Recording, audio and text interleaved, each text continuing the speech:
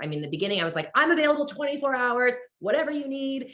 And I'm like, we can't do that. I actually think there are people who do that. And I actually think they think they're helping themselves. In reality, you actually look like an amateur, because what professional has 24 hours to give to one client? Right. Oh, And you when obviously must not be busy. You must not be good at what you do if you can only service me. well, absolutely. But you also, like, when you set boundaries, people will.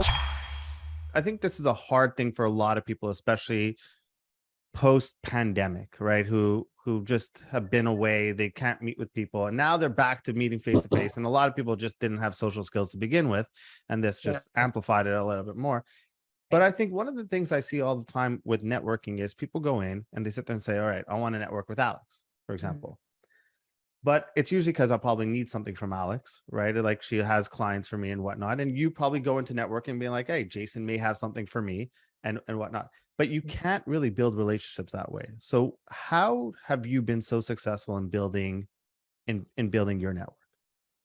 I mean, this is what I will say. I have, honestly, with every, maybe 1% I don't have a relationship with, but 99% of my clients are like, they become my friends. You know what I mean? And I don't really gotten to a place also in my career where I don't really work with people who there's not an alignment, right? Unless it's a very unique situation.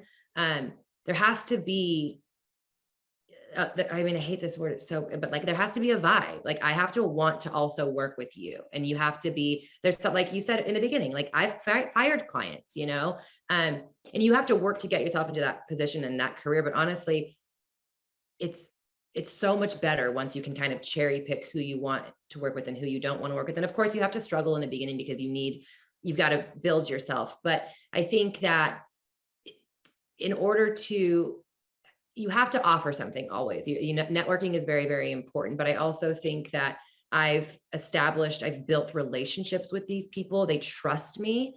And those are the clients that I'm going to have for the rest of my life, right? Of course, they have to know that you're bringing value to the table in order to gain their trust in you and to want to work with you. Because like we know, there's a million other agents.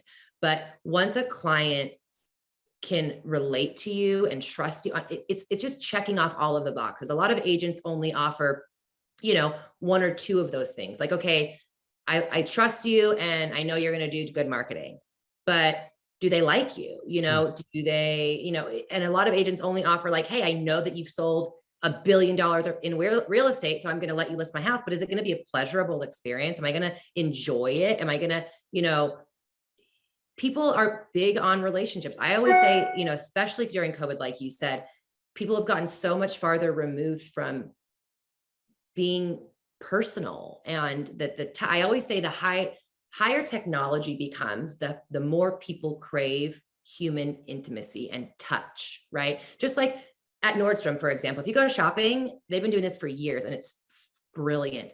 A lot of really, really good employees at Nordstrom will write you a little note after you've shopped. Let's say you spend $500. They'll write you a little note. Hope the dress looks good on you. I can't wait. Hope your party is fun. Whatever they built on the relationship for the 30 minutes that you were there shopping. They send it in the mail and it's like, oh my gosh, you feel so special because nobody does that anymore, right? So when I was building my career still, if I have a conversation with somebody at their door or in a room full of people at a party and we build a connection and I'm like, okay, this could be a business relationship. They told me they want to sell their house, or they told me they're looking for something. I will literally handwrite a note and send it to their home. And that impression for them is worth its weight in gold. I mean, it's so personal. It's so intimate. It's something that we've all gotten so far away from. Even this, like, we're on a Zoom. Normally obviously we're not in close proximity, but normally these types of things, they're done in person. You've got to feel somebody. There's got to be energy. There's got to be, we've just gotten so stuck, especially since COVID, in this world where it's just, there's no human touch. There's no. When I come to the OC, we'll do part 2 in person. I would love that. I'm a big energy person. I'm very big on that type of stuff. I hate the way the world is with even meetings. I'm like, I don't like that. I don't like that at all. I like to be in person. I was kind of laughing a little bit at when you were talking about that people have to like you. Because I remember when I first started, I didn't care if they like me or not. I just needed to deliver results for them. I'm like, you don't need to like me. I just need to make you money. I need to deliver results for you. And that works for some people who kind of sit there and say, okay. But then there are other people who just were like, no, like, Then and you're then so far removed. When you get like that, I mean, there's a lot of agents, if we're specifically talking about real estate, that build this empire of a career, right? And we're only one person, right? So then when we get so much business and so many clients, we've got to hire more employees, right? And so you think you're hiring me, right? And I've had an abundance of success. I've sold every house on your street, but you're only one person at the end of the day. So when you hire me or that person, you're not getting them on the phone. You're getting their assistant or you're getting the other person. They're not the ones who are actually, they know the recipe, right, on how to do it, but it's not going to taste the same because you're not going to get that individual person, that whole experience. I mean, some listings can last 6 months, a year, 2 years, depending on the price point. And you want to be in you want to like your agent. You really, really do, to have, in my opinion, and everybody's different, but in order to have that really good experience where that person is going to call you again. Like, I get drinks with my clients. We go to dinner. We're friends, how do you set the boundaries then? Because then you'll have people who will just feel like they own you, right? Oh, you're selling my $40 million house. I own you. And no, that boundary is set very, very, very early on in the relationship. I mean, the beginning, I was like, I'm available 24 hours, whatever you need. And I'm like, we can't do that. I actually think there are people who do that. And I actually think they're helping themselves. In reality, you actually look like an amateur, because what professional has 24 hours to give to one client? Right. Oh, you obviously must not be busy. You must not be good at what you do if you can only service me.